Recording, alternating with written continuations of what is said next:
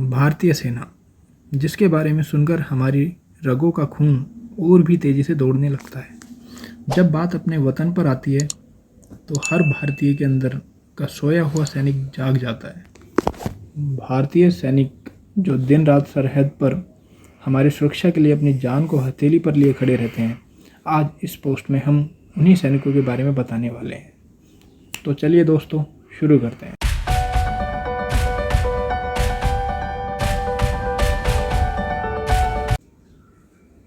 Elite para commando. ये commando हवा में मार करने के लिए ट्रेंड होते हैं। इन जवानों को 30 से 35,000 फीट की ऊंचाई से छलांग लगाने में महारत हासिल होती है।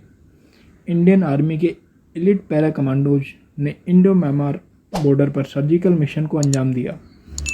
इस यूनिट में स्पेशल ट्रेंड कमांडोज होते हैं। यह कमांडोज पैराशूट रेजिमेंट का हिस्सा होते हैं। इसमें स्पेशल फोर्सेज की 7 बटालियन शामिल होती हैं। इस कमांडो यूनिट का निर्माण भारत और पाकिस्तान के बीच 1965 में हुई जंग के दौरान हुआ था। इंडियन आर्मी के ट्रेंड कमांडो दुश्मनों को उछलने के लिए विशेष ड्रेस का इस्तेमाल करते हैं। इन ड्रेसों का हल्का रंग रेगिस्तान में और गाढ़ा रंग हरियाली के बीच उन्हें छिपने में मदद करता है। कमांडो एक खास झिल्लीदार सूट भी पहनते हैं, जिन्हें किसी वातावरण में छिपने के लिए इस्तेमाल किया जाता है। स्पेशल फोर्स पर्पल बैरेट पहनते हैं और इनकी इजरायली टैगोर असॉल्ट राइफल इन्हें पैरामिलिट्री फोर्सेज से अलग बनाती है। दूसरे नंबर पर हैं एनर्जी। एनर्जी देश के सबसे अहम कमांडो फोर्स में से एक है, जो गृह मंत्रालय के अंदर काम करते हैं। एनर्जी में चुने जाने वाले जवान तीनों सेनाओं, पुलिस और पैरामिलिट्री के सबसे अच्छे जवान होते हैं।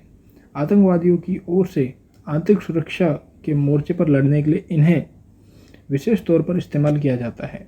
26/11 मुंबई हमलों के दौरान एनर्जी की भूमिका को सभी ने सराहा था। इसके साथ ही वीआईपी सुरक्षा, बम निरोधक और एंटी हाईजैकिंग के लिए इन्हें खास तौर पर इस्तेमाल किया जाता है। इनमें आर्मी के लड़ाके शामिल किए जाते हैं, हालांकि दूसरे फोर्सेस से भी लोग शामिल किए जाते हैं।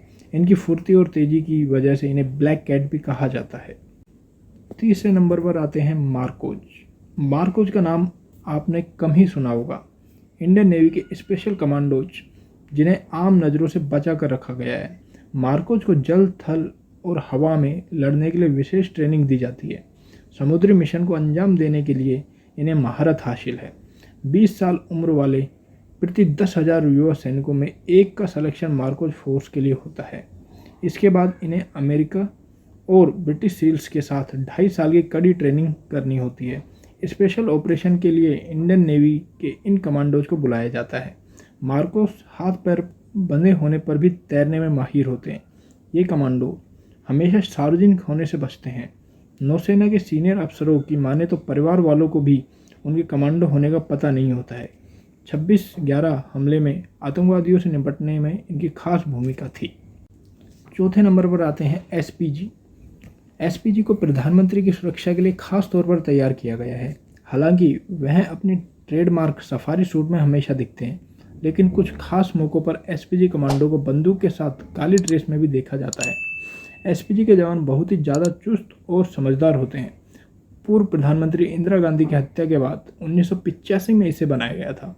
अब यह कमांडो फोर्स पूर्व प्रधानमंत्री और उनके परिवारों की सुरक्षा प्रदान करता है। पांचवी और लास्ट फोर्सेज में है इंडियन एयरफोर्स। इंडियन एयरफोर्स ने 2004 में अपने एयरबेस की सुरक्षा के लिए इस फोर्स की स्थापना की थी, मगर गरुड़ को युद्ध के दौरान दुश्मन की सीमा के पीछे काम करने के लिए ट्रेन किया जाता है। आर्मी फोर्सेज से अलग ये कमांडो काली टोपी पहनते हैं। गरुड़ जवान पानी, हवा और रात में मार करने की अनोखी क्षमता रखते हैं। इन्हें मुख्य तौर पर माओवादियों के खिलाफ मुहिम में शामिल किया जाता है। तो दोस्तों, आज के लिए यही था। तो आप हमें कमेंट सेक्शन में बताइए कि आपको कौन सी फोर्सेज सबसे अच्छी लगी। धन्यवाद।